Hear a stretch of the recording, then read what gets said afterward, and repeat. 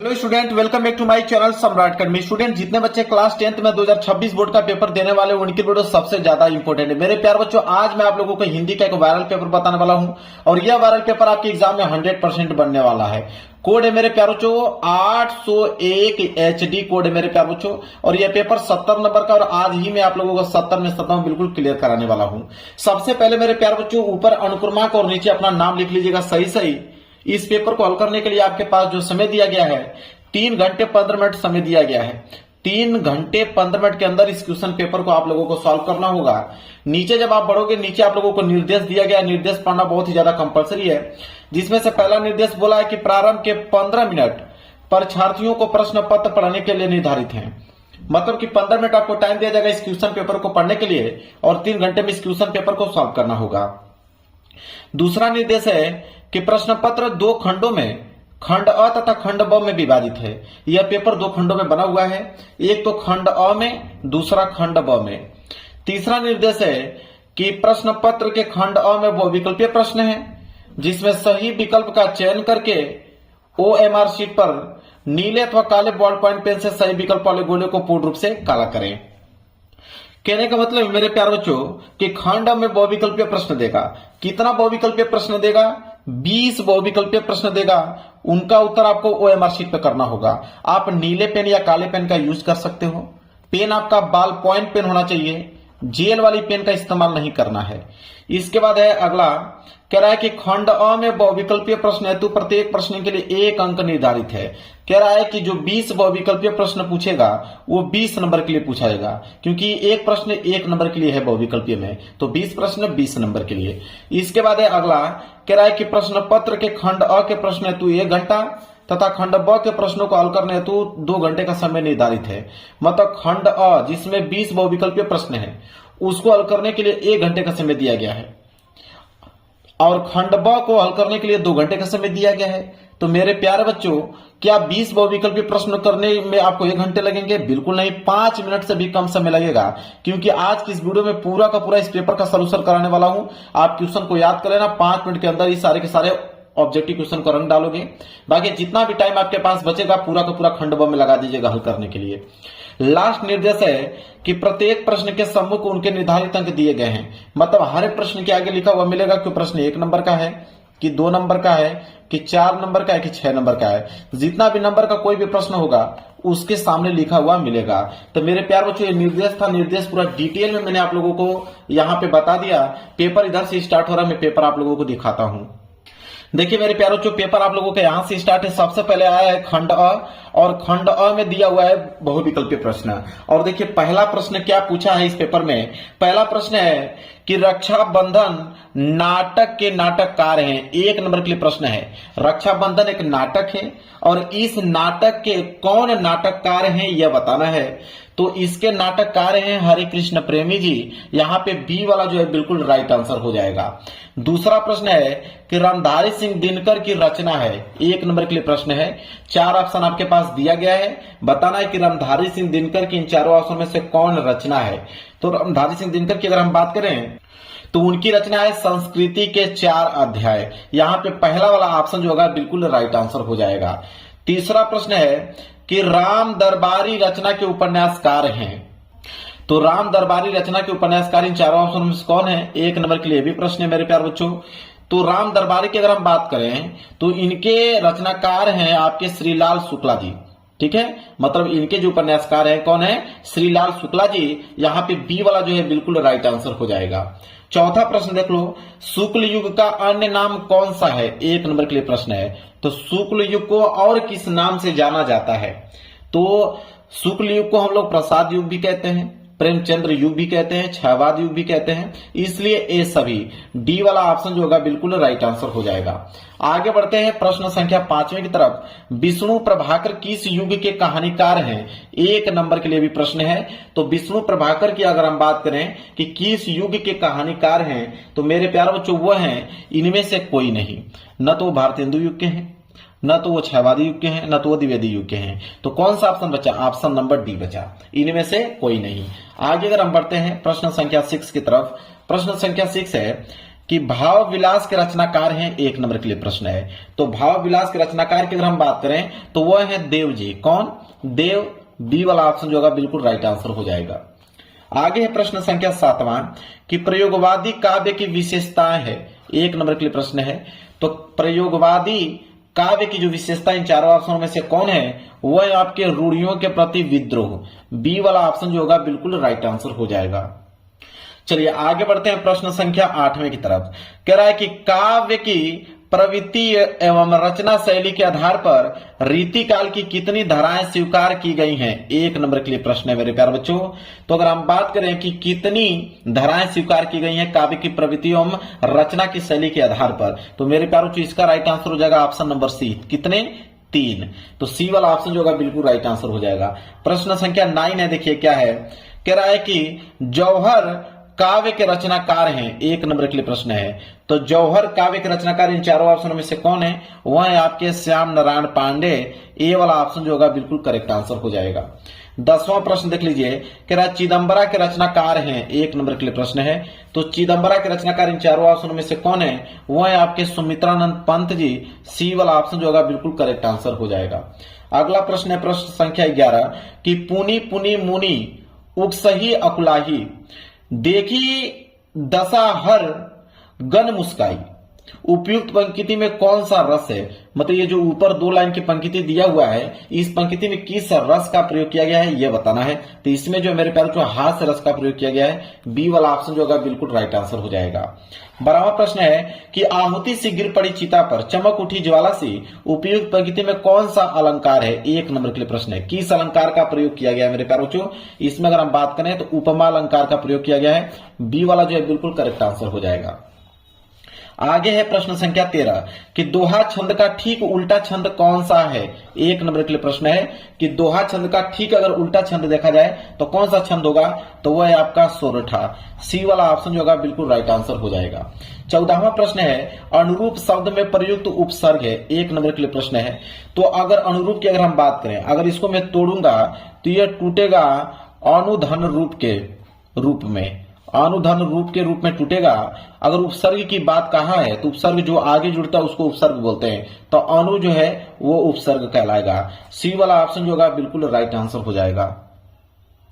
अगला प्रश्न 15वां कह रहा है कि रामकृष्ण में कौन सा समास है? 1 नंबर के लिए प्रश्न है। तो मेरे प्यारे बच्चों राम और यहाँ पे योजक चिन्ह आ गया। योजक चिन्ह का मतलब होता है और, अगर इसका आप समास विग्रह करोगे तो ये हो जाएगा राम और कृष्ण। तो जब भी योजक चिन्ह आ जाए और पूछे कौन सा समास है तो राइट आंसर होगा द्वंद्व समास। बी वाला ऑप्शन जो होगा बिल्कुल करेक्ट आंसर हो जाएगा। 16वां प्रश्न है कि वायु समीर बयार परवाह है, 1 नंबर के लिए। परवाह मतलब प्रवाची शब्द कि वायु समीर बयार, तो वायु मतलब क्या होता है? हवा। ठीक है, तो आप डायरेक्ट इस तरह कह सकते हो, सी वाला ऑप्शन हवा के प्रवाची शब्द हैं। क्लियर है?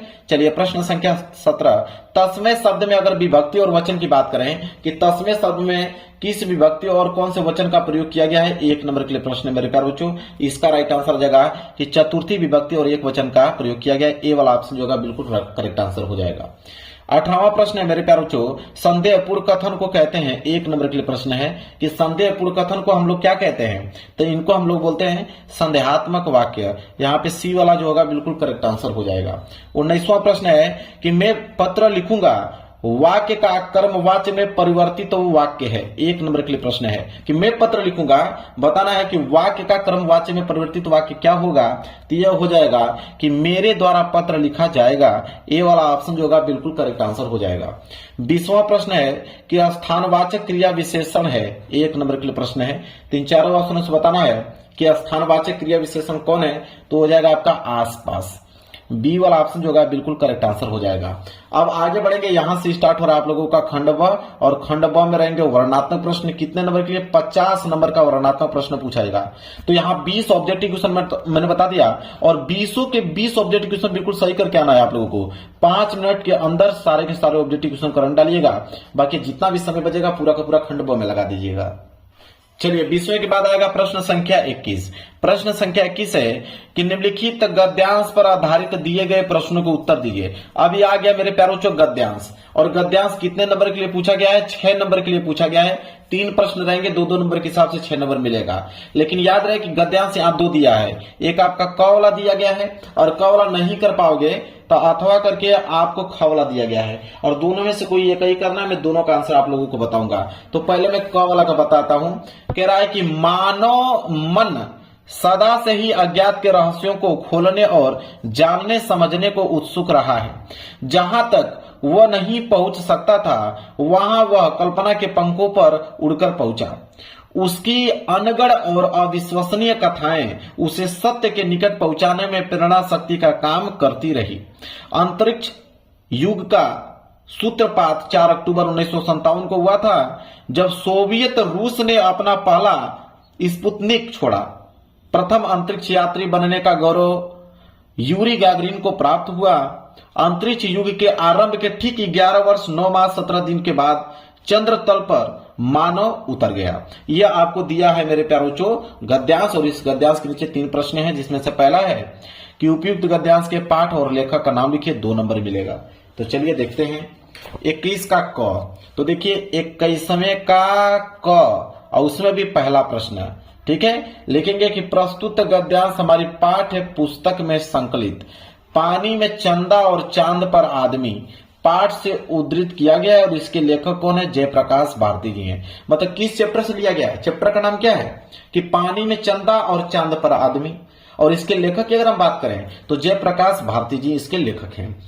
आगे बढ़ते हैं अगले प्रश्न की तरफ। प्रश्न संख्या 2 कि रेखांकित अंश की व्याख्या कीजिए, 2 नंबर मिलेगा। कि रेखांकित अंश की व्याख्या कीजिए, जहां तक अंडरलाइन किया गया है। तो अंडरलाइन तो यहां से किया गया है कि जहां तक वह नहीं पहुंच सकता था वहां वह कल्पना के पंखों पर उड़कर पहुंचा। इसका हमें क्या करना है? व्याख्या बताना है। चलिए व्याख्या कैसे इसका लिखेंगे, नोट कीजिए। तो दूसरे का आंसर लिखिए कि प्रस्तुत पंक्तियों में लेखक कहता है कि हमारे देश के लोगों ने ही नहीं, विश्व के लोगों ने अपनी भाषा में अनगिनत कहानियां पढ़ी है। अनेक कवियों ने चंद्रमा के ऊपर कविताएं लिख डाली है। किसी ने उसे राजनीति की संस से विभूषित किया तो किसी ने रात्रि की देवी के नाम से संबोधित किया। यह उस रेखांकित अंश का क्या हो गया? व्याख्या हो गया। इसके बाद एक प्रश्न और है कि प्रथम अंतरिक्ष यात्री कौन था? 2 नंबर मिलेगा। तो देखिए वो तो उस गद्यांश में आपको मालूम चल गया था कि यूरी गैगरिन थे। तो इसका उत्तर कैसे लिखोगे कि प्रथम अंतरिक्ष यात्री बनने का जो गौरव जो है वो यूरी गैगरिन को प्राप्त हुआ। तो 3 प्रश्न थे, तीनों का आंसर मैंने बता दिया। अगर ये क वाला गद्यांश नहीं करना चाहते हो कोई दिक्कत नहीं है, आप ख वाला कर सकते हो। ख वाला है हिंदी में प्रगतिशील साहित्य का निर्माण हो रहा है। उसके निर्माता यह समझ रहे हैं कि उनके साहित्य में भविष्य का गौरव निहित है, पर कुछ ही समय के बाद उनका यह साहित्य भी अतीत का स्मारक हो जाएगा और आज जो तरुण है वही वृद्ध होकर अतीत के गौरव का स्वप्न देखेंगे। उनके स्थान में तरुणों का फिर दूसरा दल आ जाएगा जो भविष्य का स्वप्न देखेगा। दोनों के ही स्वप्न सुखद होते हैं क्योंकि दूर के जो ढोल हैं वो सुहावने होते हैं। अब मेरे प्यारों ये आपका गद्यांश दिया, इसके नीचे भी 3 प्रश्न है। पहला है कि उपयुक्त गद्यांश के पाठ और लेखक का नाम लिखिए, 2 नंबर इसमें मिलेगा। तो चलिए देख लेते हैं इसका उत्तर। तो देखिए ख वाला, यहाँ पे है ख वाला गद्यांश और उसका पहला उत्तर है यहाँ पे कि उपयुक्त, यहाँ पे लिखेगा उपयुक्त गद्यांश पद्मलाल पूनालाल बख्शी द्वारा रचित क्या लिखूं पाठ से लिया गया है। चैप्टर का नाम क्या है?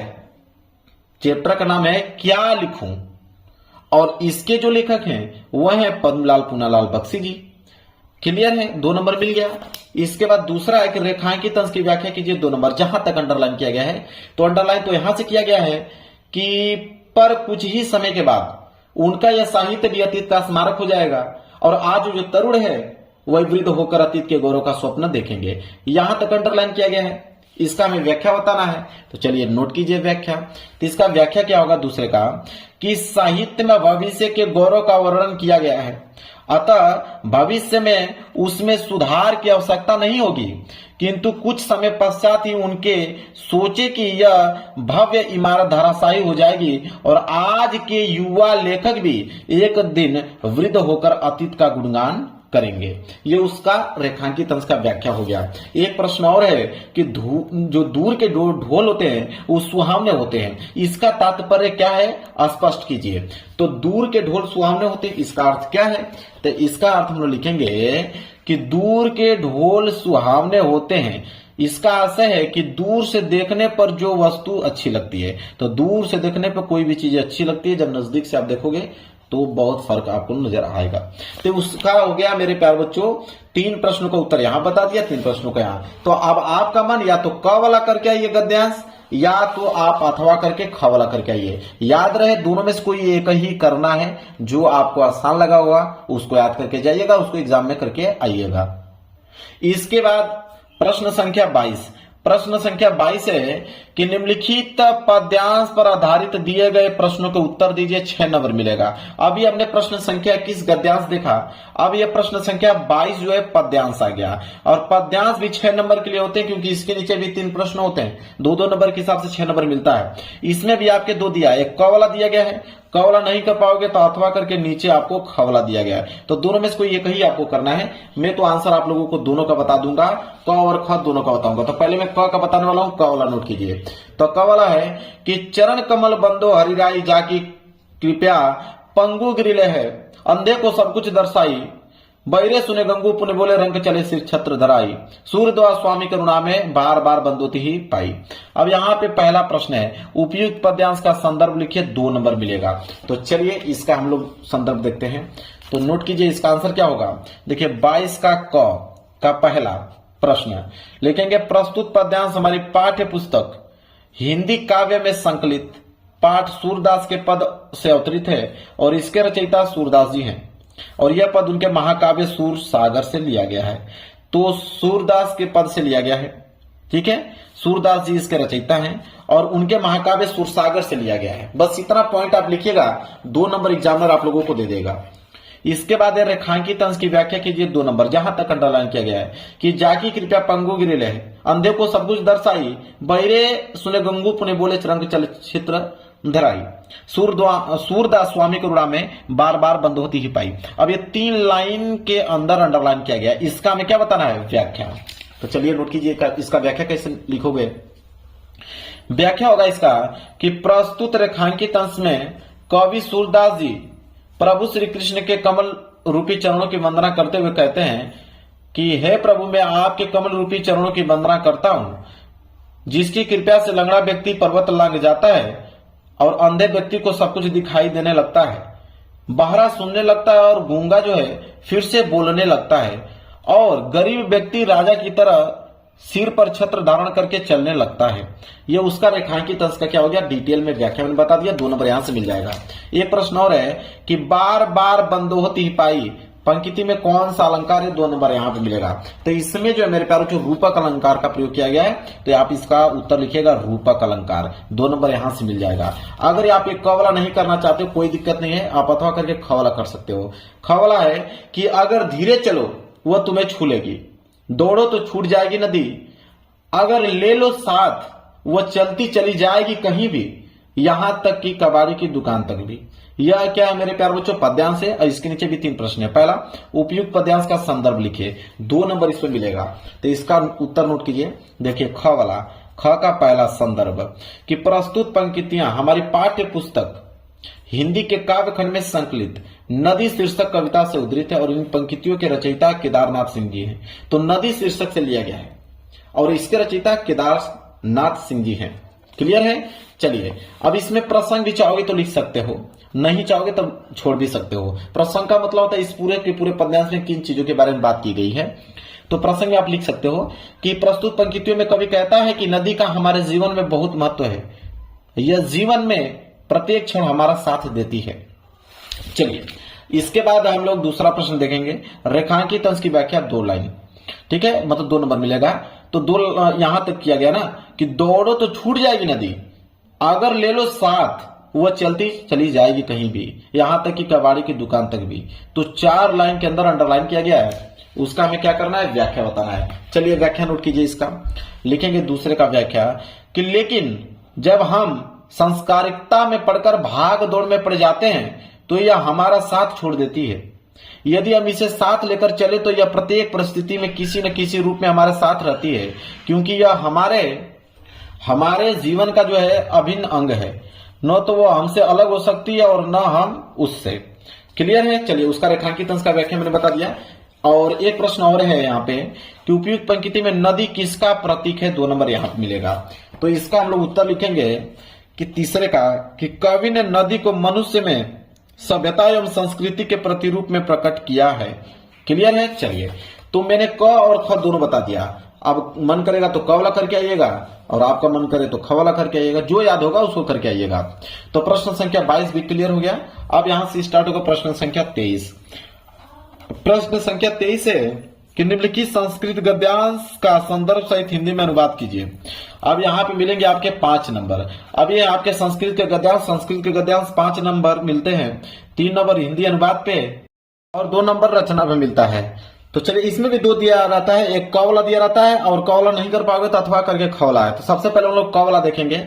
अब ये जो आप लोगों का वाराणसी प्राचीन काल के ये जो दिया हुआ है संस्कृत का गद्यांश, इसका आपको संदर्भ सहित हिंदी में अनुवाद करना होगा, तब जाके 5 नंबर मिलेगा। तो चलिए देख लेते हैं। चलिए, तो यहाँ पे प्रश्न संख्या 23। अब 23 का हम लोग का अनुवाद देखने वाले हैं। तो संदर्भ में भूल गया हूं लिखना, संदर्भ आप लिख सकते हो क्योंकि यह वाराणसी चैप्टर से लिया गया है। तो आप लिख सकते हो कि प्रस्तुत गद्यांश हमारी पाठ्य पुस्तक हिंदी के संस्कृत खंड के वाराणसी चैप्टर से लिया गया है, वाराणसी पाठ से उद्धृत है, ऐसे लिख सकते हो। तो संदर्भ में लिख लीजिएगा कि वाराणसी चैप्टर से लिया गया है। और इसका अनुवाद जो है लिखिएगा कि वाराणसी में प्राचीन काल से ही घर घर में विद्या अलौकिक ज्योति प्रकाशित होती रही है। आज भी यहाँ संस्कृत वाणी की धारा निरंतर प्रवाहित रहती है और लोगों का ज्ञान बढ़ाती है। यहाँ पर अनेक आचार्य उच्च कोटि के विद्वान वैदिक साहित्य के अध्ययन और अध्यापन में इस समय भी लगे हुए हैं। इसका क्या हो गया मेरे प्यारे बच्चों? अनुवाद हो गया। संदर्भ ऊपर आप लोग लिख लीजिएगा कि वाराणसी चैप्टर से लिया गया है। तो इसका संदर्भ भी कंप्लीट हो गया। तो 2 नंबर संदर्भ में और अनुवाद तो मैंने जस्ट अभी बताया, 3 नंबर अनुवाद में। टोटल 5 नंबर मिल गया आप लोगों को। अगर ये प्रश्न नहीं करना चाहते हो कोई दिक्कत नहीं है, पीछे दिया हुआ है उसको कर लीजिएगा। चलिए, अगर ये प्रश्न नहीं करना चाहते हो तो अथवा करके देखिए, दिया हुआ है ख वाला अलछेंद्र वाला, यहां से आप कर सकते हो। यहां से लेके यहां तक दिया हुआ है, इसका आप संदर्भ सहित हिंदी में अनुवाद करना होगा, इसको कर लीजिए। तो ख वाला है तो देखिए इसका उत्तर लिखिएगा। देखिए अथवा का ख, यहाँ पे संदर्भ है, यहाँ पे अनुवाद है। तो संदर्भ लिखिए कि प्रस्तुत नाट्यांश हमारी पाठ्य पुस्तक हिंदी के संस्कृत खंड के वीर वीरेन पूजते पाठ से उद्धृत है। मतलब वीर वीरेन पूजते चैप्टर से लिया गया है, यह इसका संदर्भ हो गया। और अनुवाद की अगर हम बात करें तो अनुवाद में लिखेंगे कि सिकंदर कहता है कि भारत एक राष्ट्र है, यह तुम्हारा कथन गलत है। यहाँ तो राजा और प्रजा आपस में द्वेष करते हैं। तो पुरुराज कहता है कि वह सब हमारा आंतरिक मामला है, उसमें बाहरी शक्ति का हस्तक्षेप असहनीय है। एवं राज, अलग धर्म, अलग भाषा और अलग वेशभूषा के होते हुए भी हम सब भारतीय हैं और हमारा जो राष्ट्र है वो विशाल है। तो देखिए मैंने इसका संदर्भ भी बता दिया और यहाँ पे अनुवाद भी बता दिया। 5 नंबर यहाँ से क्लियर हो गया। तो दोनों में से कोई एक कर लीजिएगा। इसके बाद आएगा प्रश्न संख्या 24। प्रश्न संख्या 24 है कि दिए गए संस्कृत पद्यांश का संदर्भ सहित हिंदी में अनुवाद कीजिए। अब संस्कृत का पद्यांश आ गया। संस्कृत का पद्यांश भी 5 नंबर के लिए पूछा जाता है, 3 नंबर हिंदी अनुवाद पे और 2 नंबर संदर्भ में।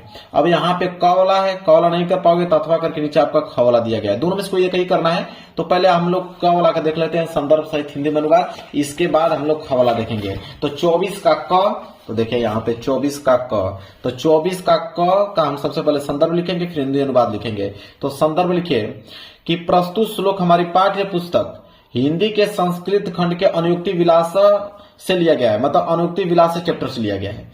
अगर हिंदी अनुवाद की अगर हम बात करें तो इसका अनुवाद होगा कि हे हंस, यदि तुम ही दूध और पानी को अलग करने में आलस करोगे तो अब इस संसार में अपने कुल धर्म का पालन कौन करेगा। अर्थात यदि विवेकशील लोग ही अपने कर्तव्य पालन में आलस करेंगे तो फिर अपने कुल धर्म का पालन कौन करेगा। तो मैंने यहाँ पे संदर्भ भी बता दिया और यहाँ पे नीचे हिंदी अनुवाद भी बता दिया। नोट कर लो। अगर ये प्रश्न नहीं करना चाहते हो तो नीचे आपका अथवा वाला दिया है, ये वाला, इसको आप कर लेना संदर्भ सहित हिंदी में अनुवाद। ये भी आपको 5 नंबर दिला देगा। तो ख वाला, इसका भी उत्तर देख लो, अथवा करके ख वाला। तो देखिए संदर्भ है, इधर हिंदी अनुवाद है। तो संदर्भ नोट कीजिए कि प्रस्तुत श्लोक हमारी पाठ्य पुस्तक हिंदी के संस्कृत खंड से संकलित जीवन सूत्राणु नामक पाठ से अवतरित है, मतलब जीवन सूत्राणु चैप्टर से लिया गया है। हिंदी अनुवाद की अगर हम बात करें तो इसका हिंदी अनुवाद होगा कि एक मित्र उस व्यक्ति के लिए मित्र होता है जो दूर रहता है, और एक पत्नी उस व्यक्ति के लिए मित्र होती है जो घर पर होता है। चिकित्सक दुखियों का मित्र होता है और दान मरते हुए का मित्र होता है। तो मैंने संदर्भ भी बता दिया और साथ ही साथ हिंदी अनुवाद भी बता दिया। क्लियर हो गया? तो दोनों में से कोई एक कर लीजिएगा, या तो आप क वाला कर लीजिएगा या तो अथवा करके ख वाला। दोनों मैंने आंसर बता दिया, दोनों में से कोई याद करके जाएगा, कोई भी करके आइएगा, कोई दिक्कत नहीं है। 5 नंबर आपको मिल जाएगा। इसके बाद है प्रश्न संख्या 25 कि अपने पठित खंड काव्य के आधार पर दिए गए प्रश्नों में से किसी एक का उत्तर दीजिए। 3 नंबर मिलेगा और ये आपका खंड काव्य है। तो खंड काव्य तो जिला वाइज आता है, तो आप देख लेना कि आप किस डिस्ट्रिक्ट से बिलोंग करते हो तो आपको कौन सा खंड काव्य याद करके जाना है। कोई दूसरा अगर कर लोगे तो 1 नंबर आपको नहीं मिलेगा। तो आप देख लेना कि क्वेश्चन बैंक में देख लेना या आप किताब में देख लेना कि आपके जिले में कौन सा खंड काव्य पूछा जाता है। वैसे खंड काव्य बहुत सारे होते हैं, मुक्तिदूत, ज्योति जवाहर, मेवाड़ मुकुट, इसके बाद यहाँ पे अग्र पूजा, जय सुभाष, इसके बाद मातृभूमि, इसके बाद यहाँ पे कर्ण के बाद यहाँ पे करमवीर के बाद यहाँ पे तुमुल। इतने सारे हैं, लेकिन उसमें से वही करना है जो आपके डिस्ट्रिक्ट में पूछा जाता है। इसके बाद आएगा प्रश्न संख्या 26। देखिए प्रश्न संख्या 26 है और 26 का क कि दिए गए लेखकों में से किसी एक लेखक का जीवन परिचय देते हुए उनके एक प्रमुख रचना का उल्लेख कीजिए। 5 नंबर मिलेगा आपको जीवन परिचय पे, तो 3 नंबर तो जीवन परिचय पे और 2 नंबर रचनाएं पे मिलेगा। तो रचनाएं बिल्कुल आप लोगों को लिखना है। तो क्या मुझे जीवन परिचय भी बताने की आवश्यकता है? बिल्कुल नहीं। जीवन परिचय तो हर एक विद्यार्थी को याद होगा। या तो आप पद्मलाल पूनालाल बख्शी जी का लिख लीजिए, या तो रामधारी सिंह दिनकर जी का लिख लीजिए, या तो डॉक्टर राजेंद्र प्रसाद जी का लिख लीजिए। इन तीनों लोगों में से किसी एक का जीवन परिचय आप लिख लीजिए, रचना सही, आपको 5 नंबर मिल जाएगा। इसके बाद है 26 का ख कि निम्नलिखित कवियों में से किसी एक कवि का जीवन परिचय देते हुए उनके एक प्रमुख रचना का उल्लेख कीजिए। 5 नंबर मिलेगा कवि के जीवन परिचय पे, 3 नंबर जीवन परिचय पे, 2 नंबर रचना पे। या तो आप मैथिली शरण गुप्त जी की लिखिए, या तो रसखान जी की, या तो महादेवी वर्मा जी, या तो अशोक वाजपेयी। तो इन चारों लोगों में से किसी एक कवि का जीवन परिचय आप लिख लीजिए रचना सहित, आपको 5 नंबर मिल जाएगा। मुझे जीवन परिचय बताने की कोई आवश्यकता नहीं, सारे विद्यार्थियों को याद होगा जीवन परिचय। इसके बाद आएगा प्रश्न संख्या 27। प्रश्न संख्या 27 है कि अपने पाठ्य पुस्तक में से कंठस्थ कोई एक श्लोक लिखिए जो इस प्रश्न पत्र में न आया हो। 2 नंबर मिलेगा। तो कोई एक श्लोक लिखिए जो इस पेपर में न आया हो, ठीक है। और जो पेपर में आया है अगर उसको लिख दोगे तो मेरे प्यारे बच्चों 1 नंबर भी आप लोगों को नहीं मिलेगा। अलग से आपको लिखना है जो इस पेपर में ना आया हो। तो चलिए मैं बता देता हूं, नोट कीजिए 27वां का उत्तर नोट कीजिए कि बंधम मरणो वापी जो वापी पराजय वेत्र सम वीर वीर भाव ही वीरता। 2 लाइन का देखिए आप पोएम मैंने बता दिया, नोट कर लो 2 लाइन का पोएम, 2 नंबर आपको मिल जाएगा। इसके बाद है प्रश्न संख्या 28। प्रश्न संख्या 28 है कि वाद विवाद प्रतियोगिता में प्रथम स्थान प्राप्त करने पर अपने चचेरे भाई को बधाई देते हुए एक पत्र लिखिए। ये है आपके 4 नंबर। अगर ये नहीं करना चाहते हो आप तो अथवा करके दिया हुआ है यहाँ पे कि अपने गली मोहल्ले की नलियों की समुचित सफाई के लिए नगर निगम के स्वास्थ्य अधिकारी को पत्र लिखे। तो मैं ऊपर वाला बता देता हूं आप लोगों को कि वाद विवाद प्रतियोगिता में प्रथम स्थान प्राप्त करने पर अपने चचेरे भाई को बधाई पत्र आप कैसे लिखोगे, 4 नंबर कैसे आपको मिलेगा वो नोट कीजिए। सबसे पहले वार्ड नंबर डालिए उनका एड्रेस में, फिर काना खेड़ा पठार, मतलब जो भी एड्रेस होगा आप अपना डालीजिएगा जहां पे भी उनका एड्रेस है। यहाँ पे डेट भी आप लोग अपने से मेंशन कर लीजिएगा। फिर लिखिएगा प्रिय भाई राम, नमस्कार, मैं यहाँ कुशलता पूर्वक हूं और आशा करती हूं कि तुम भी सकुशल होगे।